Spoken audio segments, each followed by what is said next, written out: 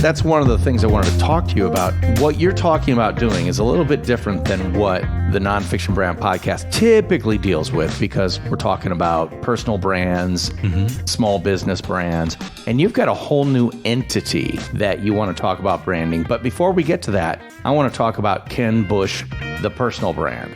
Okay. All right. So, Kenn, well, can you give us a 30-second tour of your tour of duty as a professional? Sure. So I am a frustrated musician amongst good company, I guess, and trained as a journalist and a photographer, began work as a journalist in the B2B magazine world, working on a furniture magazine. From there, a new market was kind of emerging from the European side of the industry, bringing in decorative surfaces and pushing design and creating new mixes of materials and way to sell and use those materials. So I got into that for a few years. We launched a specialized magazine into that market. And from there, through the course of sort of the normal industry, B2B publishing industry at the time, was sold and reconsumed a few times. So I'm essentially a recycled product, as it's... Aren't we all? Exactly.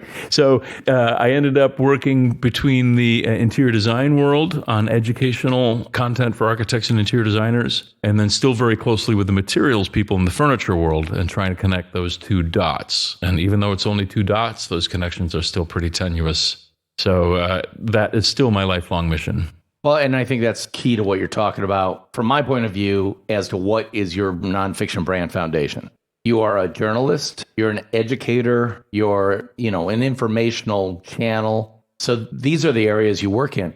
Now, you've described a very specific niche within the business sector, decorative surfaces, materials, things like that. But that doesn't necessarily mean that those things are key or core to your brand. And what I mean by that is you're a writer, you're an artist or a communication artist. You're let's call it applied arts artist, whether that's word, whether that's image, whether that's video, whether that's still photography, whatever. You're still out there communicating key concepts to a very specific audience. Correct. Yeah. So I'm an enthusiast, right? I am not a designer. This is one thing I always have to make very clear. I am not a designer. I can't match socks. I am not a furniture maker. My last woodworking project was a pile of sawdust next to a puddle of blood.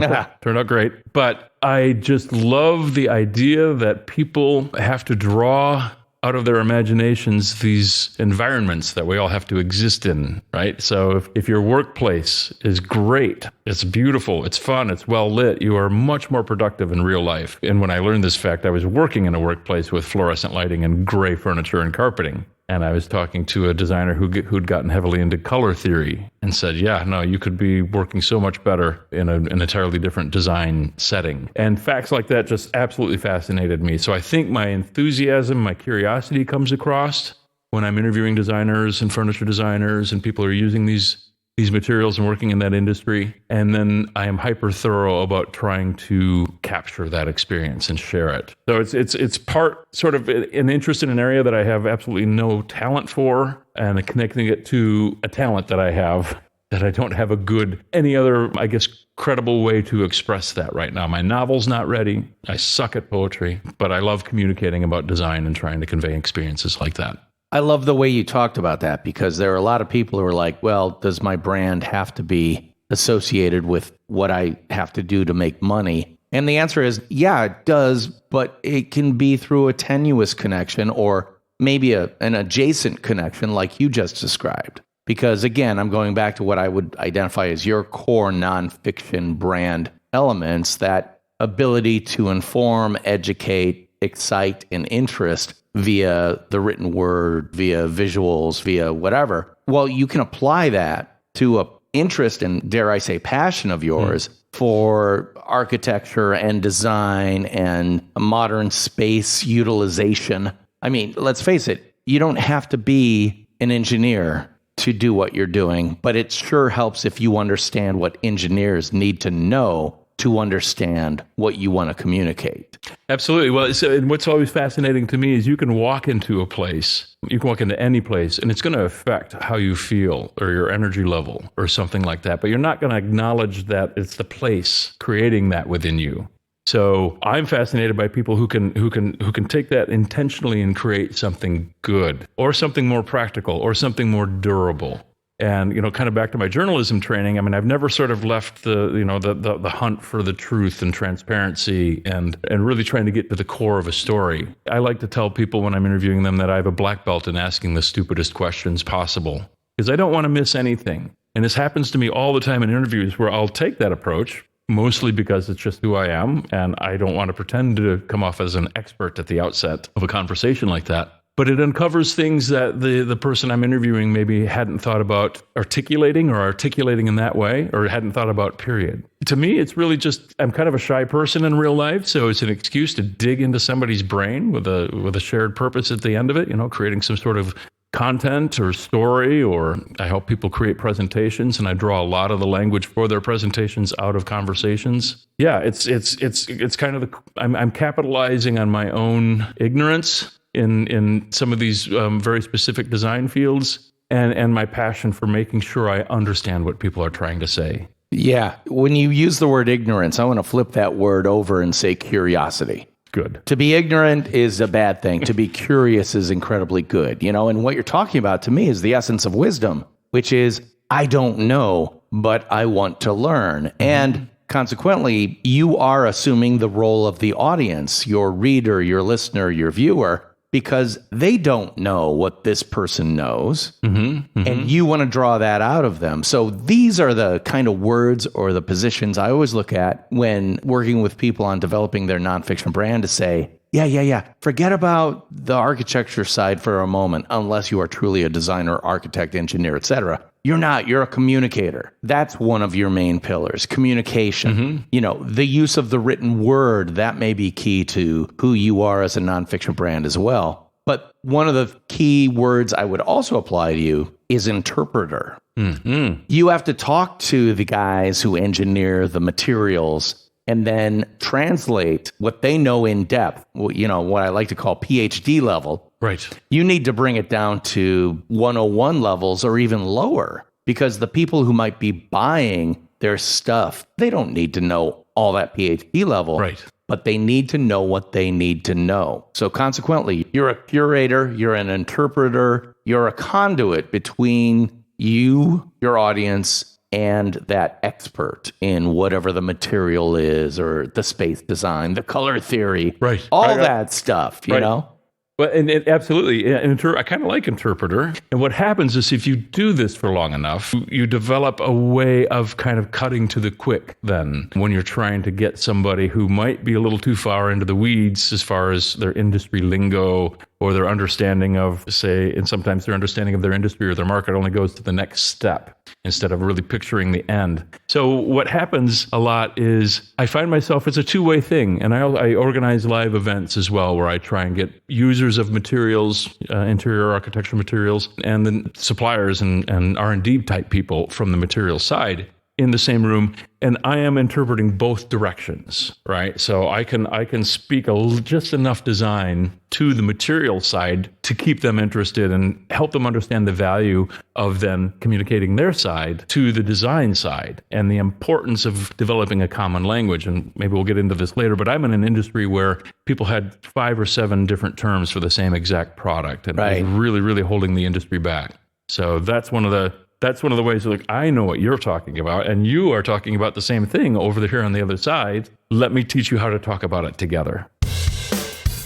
This episode of the Nonfiction Brand podcast is brought to you by Nonfiction Brandversity. It's a free Facebook group dedicated to the art and craft of personal branding, and we'd like to invite you. Just search Nonfiction Brandversity on Facebook and ask to join. You're in, guaranteed. I can't wait to see you on campus. I'm talking with Kenn Busch of Material Intelligence, his consulting firm that works with everything from manufacturers of materials, and we'll go into detail about those materials in a second, but also communicating the features, benefits, values of those materials to the people who actually specify those materials in new construction, renovations, etc., for everything from a hotel chain to high-rise new construction. all around the world. And I know Ken a little bit because I had the pleasure of speaking at the conference he programs, the Decorative Surfaces Conference, which I believe he just got back from San Diego, right? Just did it in San Diego, yes. This is a North American-based version of the event that is also held in Europe, typically. Correct. And most of the manufacturers of the materials you're talking about are based in Europe. Is that right? They're motherships, they're holding companies, they're technology centers, largely in Europe, some in Asia, but mostly in Europe, Germany, Italy, the Netherlands, So here's Kenn Busch living in Madison, Wisconsin, and he's got an international reputation in a very niche part of the construction, design, architecture, engineering industry. And yet you've been able to grow your reputation over the years and develop it. And now you're looking to take it a step further or maybe even a giant leap further. And I want to save a lot of that discussion for later in this episode and into the one after. But I do want to make sure that everyone understands that when we're talking about materials, what type of materials are you talking about? Sure. So I have been deep into the furniture materials world since I started with that first B2B magazine in 1990. And basically, we're talking about wood veneers, we're talking about laminates, we're talking about other types of alternate materials for furniture and interior design, focused largely on the commercial market. So where design plays a role, of course, but durability is a big deal, ease of care, et cetera, et cetera. And what's interesting about this industry is so many of these producers are these huge companies for whom the furniture and interior design world is only a small part of their business. And a typical model is there'll be a multi-billion-dollar company that's into packaging, and 7% of their business will be in furniture materials, which is still a significant size business, but doesn't have a lot of the sort of marketing support you'd see for, a great big, the mothership company, their holding company. And then a lot of these different companies have been existing in their own silos for forever and not really figuring out how to coordinate and help the design community better understand how these materials can work together. Their approach for years has been, this is my material, you can use it everywhere. And then the next vendor will come in, this is my material, you can use that everywhere. And then the designer gets confused, either spends too much on an over-engineered material or ends up with something that doesn't perform to the task. And the whole category then of decorative surfaces gets tainted by that experience. Right. And they go back to their comfort zones, which, solid wood, veneers, stones, things like this. Beautiful materials if you use them the right way, but in many, many commercial projects, not a practical choice, not an environmental choice. Yeah. And that last phrase you said there, environmental choice, that's a big part into what you want to develop. And correct. What we're going to kind of play here with a little bit. This is going to be a little bit different episode than we normally do in the Nonfiction Brand podcast because Ken has a new entity, and I kind of teased that earlier. What is this entity, and what do you want it to do? So just a little bit of background. In the last 5 years or so, I've gotten involved with presenting to students, design students, and working with design educators.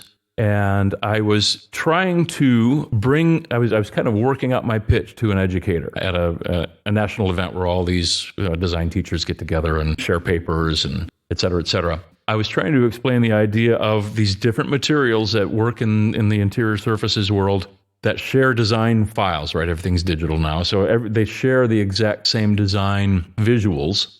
And then it's called value engineering. The up-to-speed interior designer will say, well, I need high performance for this surface, so I'm going to specify a high-pressure laminate, but I want that countertop to match the back feature wall at this hotel reception area. I don't need high-pressure laminate for that. Way too engineered, over-engineered. So there's a lighter weight material. So I'm going through these 4 or 5 different options that a designer could choose. I'm speaking to a professor. And he said, okay, you just did a great job of telling me what your industry does, what you guys make. But if I'm going to channel what my students would ask you, why are you doing this? Why do you make these things? And, my first response was trying to make a joke out of it. Well, we have thousands of people who need jobs, factories that need to run. Right. He said, no, let me retranslate that. How is your industry, how are these products saving the world? And I had to stop and think about that. Right. And then he basically said, and this was 4 or 5 years ago. So now the Generation Z, or the Zoomers, I guess they're being called now, have moved into these classes. They were millennials at that time. But any conversation with designers of that age, has to start with how are you saving the world? What is sustainable about your company, your product, your industry? And, it's not just the young designers. They're reflective of the next generation of consumers as well. So, great big fluorescent light bulb. Now it's an LED. Went off over my head.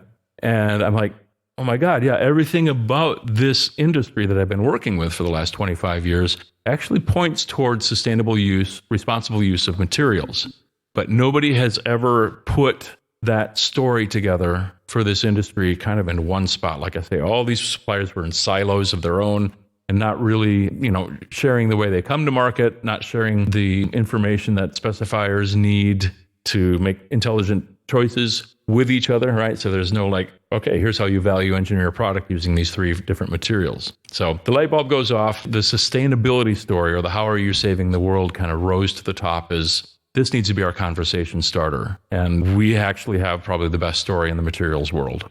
I really just want to highlight what you're talking about because, I'm looking at both of us and we're certainly a little bit longer in the tooth than some of those students that you might be talking about. And I remember the day when everything was price, period, price. And to my generation, price is still a driving concern. What I hear you saying is that for this Zoomer or Generation Z, whatever you want to call them, they're now saying our prime consideration, at least the first 2 things we have to talk about, are sustainability. Because all the things you price-oriented people did, we can't do that anymore unless we want a planet that is uninhabitable. Mm-hmm. So now all of a sudden, the story, which has always been there for some of the materials you're talking about, but never really brought to the forefront, now goes from story 16 to story 1 or 2 in the conversation. Yeah, well, this is what I'm learning. Yeah, so, I was part of the generation. I'm just after the boomers. I'm probably the first year of Gen X or whatever that was. Yeah, mindless consumption. Right. Totally went there. I bought that for years, right?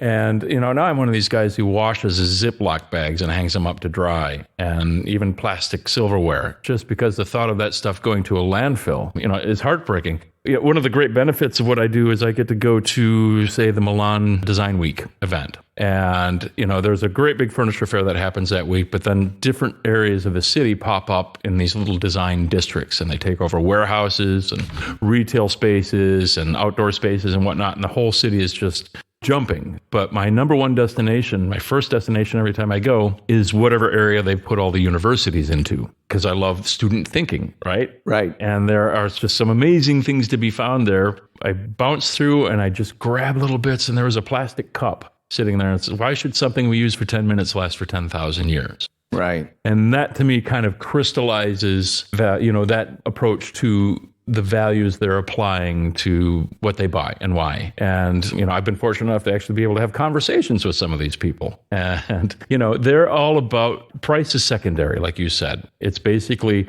what is the value of this to the world? How is this saving the world, right? I know I can get this thing for $10, but for $15, I can buy from a company that has a stated sustainability policy. Or I know that they treat their people well, or I know that this, it's made from a material that is a lot more sustainable. It's always a little bit of a moving target, and maybe we'll get into this conversation in the next section, but a lot has to do with how you introduce those designers, those consumers to these products, and the language you use when you just basically tell them the core aspects of that material.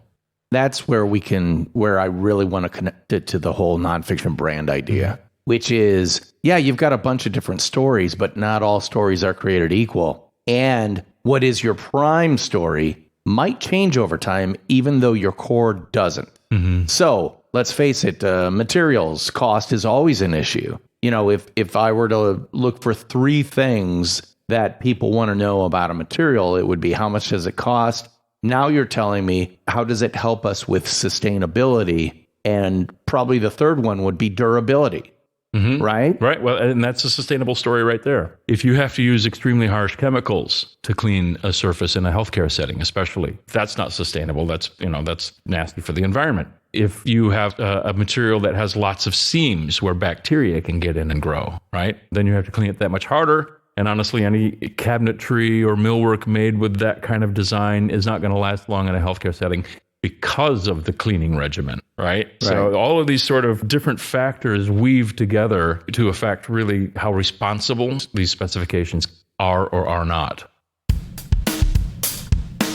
Hey, nonfiction branders, did you know I wrote a book? Well, I did, and it's called Rotoma, the ROI of social media top of mind. I wrote it with my colleague Spencer X. Smith, and it's all about Rotoma, an acronym that means Return on Top of Mind Awareness. Best-selling author and NYU Stern School of Business professor Scott Galloway called it a book that starches the fluff from social media and helps managers allocate capital and find the unicorn among unicorns, ROI. And Chief Content Officer at Marketing Profs, Ann Handley said, this isn't just a practical way to think about the return on social media, it's also a spot-on, accurate way to reframe your social efforts. Check out all the 5-star reviews on Amazon by searching Rotoma, Rotoma. Pick up your copy today and start building your personal, professional, and small business brand the Rotoma way.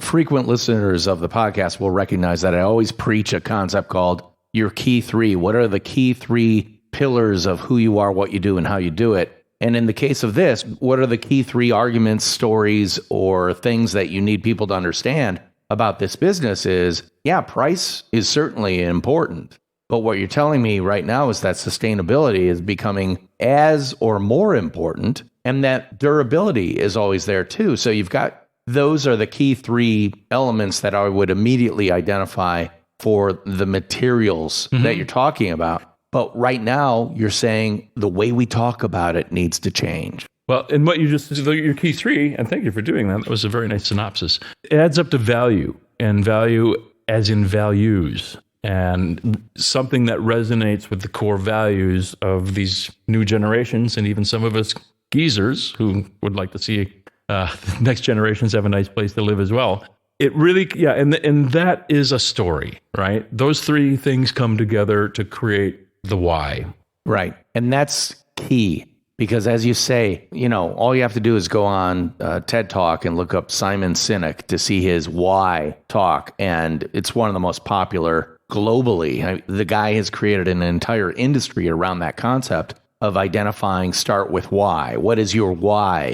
Why? Because that's what people want to know. That's what informs every aspect of what you do and how you do it. And that also is the thing that is ideally immutable. It does not change. Your why does not change. And if it does change, you've got the wrong why. Because let's face it, if Kenn's key 3 as a human being are to tell the story, let's start first. If Kenn's key 3 are to get the story, to refine the story and communicate the story, that's not going to change. Now, where he does it might change. Maybe it's on social media. Maybe it's video. Maybe it's still photos. That stuff I'm not interested in. As long as you're aligned with your why, which is to get the story, craft the story, or, you know, refine the story and communicate the story.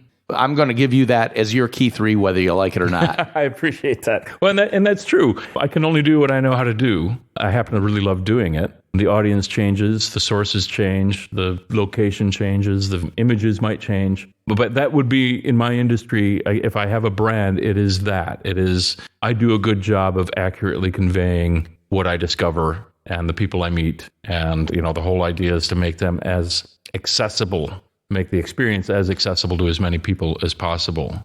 And that's why, you know, back to, you know, writing B2B, I write that's business to business. I try and stay away from industry lingo. I try and write as if I'm writing for a middle schooler, right? Somebody that I'm trying to convince that this is a wonderful industry to work in, kind of a thing, right? So, and it's, you know, and you talk about the key 3 and the story and whatnot. You know, we're in an age of information overload, mega overload.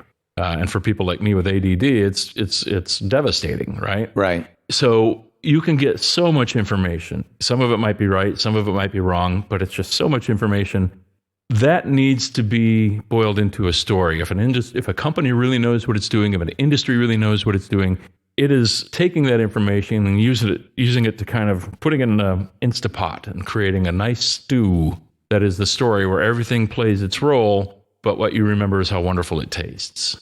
I think this is a good place for us to wind down the first half of 2 episodes with Kenn Busch of Material Intelligence. Kenn, where can people learn more about you, read some articles, find out more about what you do?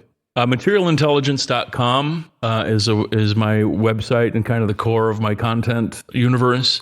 I do my best to keep it updated with articles that are being published. You can Google Kenn Busch, Kennbusch. We're about to, I think, talk about an article that I've written. If you Google waste wood made good, it's kind of a manifesto approach to this material story. But materialintelligence.com is where it starts. Well, there you go. And Kenn Busch is really doing some really interesting stuff on the cutting edge of materials, design, architecture, and sustainability. Because, again, as you pointed out, that's becoming the number one story. So you're going to want to definitely check out next week's episode. For now, I'm DP Knudten from the NONFICTION Brand podcast, and he is Kenn Busch. And we'll talk to you next week. Bye-bye.